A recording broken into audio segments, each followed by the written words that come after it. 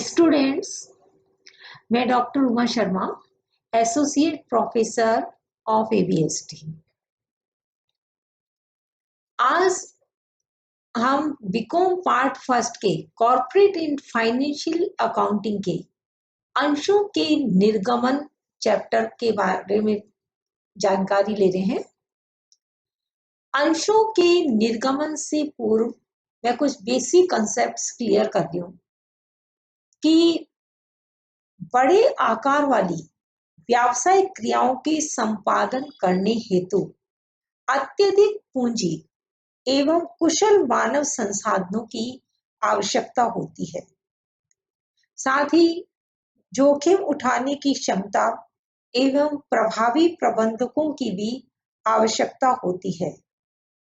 जोखिम के विरुद्ध सीमित दायित्व एवं अतुल वित्तीय संसाधनों को एकत्रित करने की विशेषताओं के कारण कंपनी संगठन सर्वश्रेष्ठ साबित हुआ है। इसीलिए कंपनियों का प्रादुर्भाव हुआ। ये कंपनियां दो प्रकार की हो सकती हैं, निजी कंपनी हो सकती है और सार्वजनिक कंपनी हो सकती है। अंश पूंजी, शेयर कैपिटल, कंपनी की पूंजी को अंश पूंजी कहा जाता है। अंश का अर्थ है कंपनी की अंश पूंजी का अंश। इसका एक निश्चित मूल्य होता है जो 5 रुपए हो सकता है, 10 रुपए हो सकता है, 100 रुपए हो सकता है, 500 रुपए हो सकता है। अंश के इस निश्चित मूल्य को अंकित मूल्य कहते हैं। अंश पूंजी के प्रकार, ये अंश पूंजी दो प्रकार की होती है। समता अंश पूंजी, इक्विटी शेयर कैपिटल, और दूसरा अधिमान अंश पूंजी, प्रेफरेंस शेयर कैपिटल। इन प्रेफरेंस शेयर कैपिटल्स को इनके जो अंशधारी हैं उनको लाभांश की स्थायी राशि अथवा स्थायी दर से भुगतान समापन की स्थिति में प्रदत्त पूंजी अर्थात प्रदत्त समझी गई पूंजी का पुनर्भुगतान किया जाता है। अंश पूंजी का वर्गीकरण, इस अंश पूंजी का वर्गीकरण हम इस प्रकार से करते हैं। अधिकृत पूंजी, ऑथोराइज्ड कैपिटल, ऐसी पूंजी जो कंपनी के सीमा नियम द्वारा अधिकृत है, इसे पंजीकृत पूंजी भी कहते हैं। जब हम बैलेंस शीट में ऑथोराइज्ड कैपिटल लिखते हैं तो उसके नीचे लाइन खींच देते हैं, इसे योग में शामिल नहीं किया जाता। निर्गमित पूंजी, इशूड कैपिटल, कंपनी ने अधिकृत पूंजी में से जितने अंशों का समय समय पर निर्गमन कर दिया है।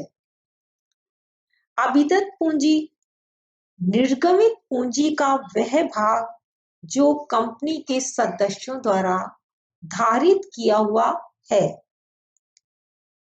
याचित अथवा मांगी गई अंश पूंजी, कॉल्ड अप कैपिटल, अभिदत्त अंश पूंजी का वह भाग जिसका भुगतान कंपनी द्वारा अपने सदस्यों से मांग लिया गया है। प्रदत्त अंश पूंजी अथवा चुकता अंश पूंजी, पेड अप कैपिटल, मांगी गई अंश पूंजी की राशि में से जितनी राशि प्राप्त हो गई है।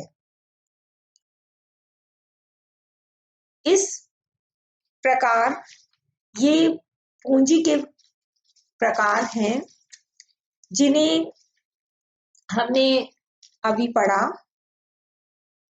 अतिरिक्त अंशों का निर्गमन, जिसे अधिकार अंश कहा जाता है। Further issue of shares, right shares, company द्वारा प्रथम निर्गमन के पश्चात किए गए सभी अंश निर्गमनों को अतिरिक्त पूंजी का निर्गमन कहते हैं। नए अंश सर्वप्रथम पुराने अंशधारियों को प्रस्तावित किए जाते हैं।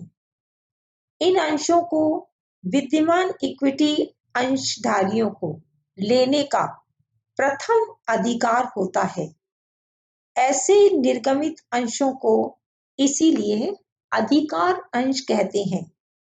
इन अंशधारियों को नए अंश उनके द्वारा धारित किए हुए इक्विटी अंशों की प्रदत्त पूंजी के अनुपात में प्रस्तावित किए जाते हैं।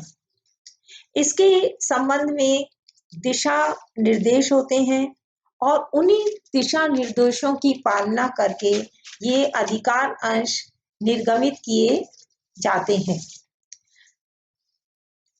अंश निर्गमन प्रक्रिया। अंश निर्गमन की एक निश्चित प्रक्रिया होती है।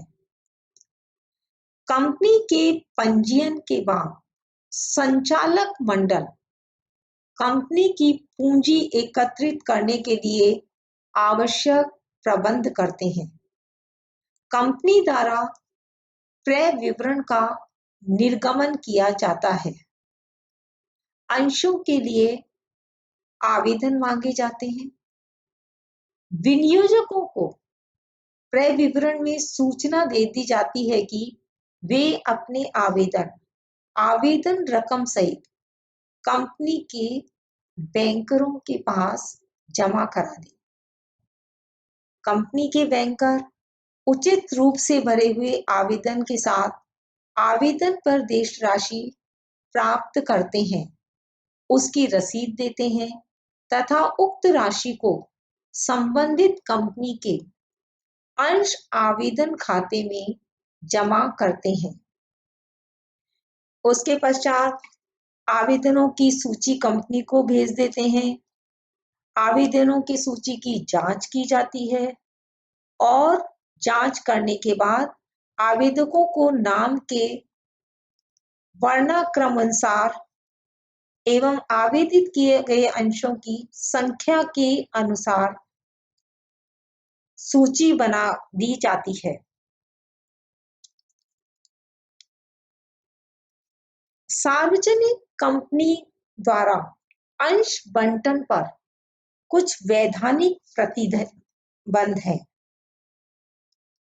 जैसे सबसे महत्वपूर्ण प्रतिबंध है वो है न्यूनतम राशि का अभिदान प्राप्त होने पर ही अंशों का बंटन कर सकती है। कंपनी द्वारा निर्गमित क्रय विवरण में न्यूनतम अभिदान की रकम स्पष्ट रूप से दिखाई जाती है। न्यूनतम राशि के अभिदान के परिकलन के लिए अंशों की उन रकमों को शामिल नहीं किया जाएगा जो मुद्रा के अतिरिक्त किसी अन्य रूप में देय हो।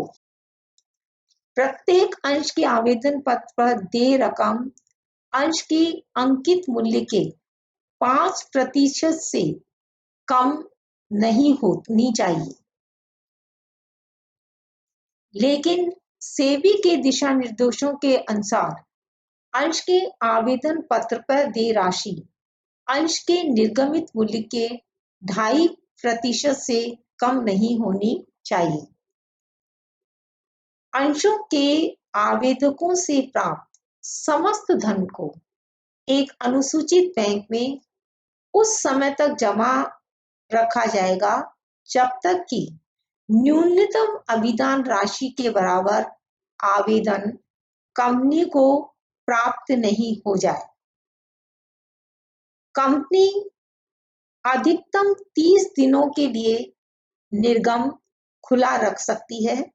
यदि कंपनी को इन 30 दिनों के भीतर जनता अथवा निर्गम अभियोगों से न्यूनतम अभिदान अर्थात निर्गम राशि के कम से कम 90% राशि प्राप्त नहीं होती है तो आवेदकों को संपूर्ण राशि अगले 15 दिन के भीतर लौटानी होगी।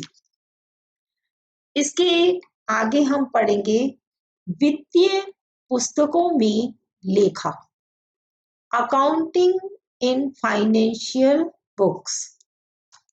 इन स्लाइड्स के माध्यम से मैं आपको ये सिखा रही हूँ कि वित्तीय पुस्तकों में किस प्रकार से लेखा किया जाता है। अकाउंटिंग इन फाइनेंशियल बुक्स, अंशों का सम मूल्य पर निर्गमन, issue of shares at par. जब अंशों का निर्गमन अंकित मूल्य पर किया जाता है तो उसे अंशों का सम मूल्य पर निर्गमन कहा जाता है। अर्थात यदि 100 रुपये अंकित मूल्य है तो 100 रुपये पे निर्गमन, यदि 50 रुपये अंकित मूल्य है तो 50 रुपये पे निर्गमन। अंशों पर एक साथ पूर्ण भुगतान देय होने पर यदि अंशों के निर्गमन मूल्य की राशि एक मुश्त देय है तो इसकी प्रविष्टि इस प्रकार की जाएगी। सममूल्य पर खरीदने के लिए प्रार्थना पत्र के साथ पूरी राशि प्राप्त होने पर bank account DR to share application and allotment account, cash received at the rate of rupees per share for sundry applicants for the purchase of dash dash shares। जितने भी शेयर्स हो उसकी संख्या लिख दी जाएगी। अंशों का बंटन करने पर share application and allotment account DR to share capital account, allotment of dash dash shares and transfer of share application and allotment money at the rate of rupees per share to share capital account। यदि हमें अधिक राशि प्राप्त हो जाती है आवेदन पर तो अधिक राशि को लौटा दिया जाता है और प्रविष्टि कर दी जाती है share application and allotment account DR to bank account, जिसका नरेशन होगा excess application money refund date. इसको हम इस प्रश्न के द्वारा भी अच्छी तरह से समझा सकते हैं। हमने एक छोटा सा प्रश्न लिया है और उसके आधार पर इस बात को समझा रहे हैं। एल लिमिटेड का पंजीयन 1 लाख रुपए की अंश पूंजी से हुआ, जो 50 रुपए वाले 2000 इक्विटी अंशों में विभाजित है। उसने 500 अंश जनता को अभिदान हेतु प्रस्तावित किए। संपूर्ण राशि प्रार्थना पत्र के साथ देय है। जनता द्वारा समस्त अंश खरीद लिए और भुगतान कर दिया गया।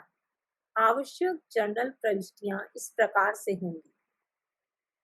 जर्नल ऑफ ए लिमिटेड, इसमें सबसे पहले हम राशि प्राप्त होने की तिथि, जो तिथि के कॉलम में हमने लिखा हुआ है date of receipt, bank account DR to equity share application and allotment account, amount received on 500 shares at the rate of rupees 50 पर इक्विटी शेयर। यहाँ हमने 500 को 50 रुपए से गुना कर दिया और 25,000 रुपए अमाउंट में आ गए।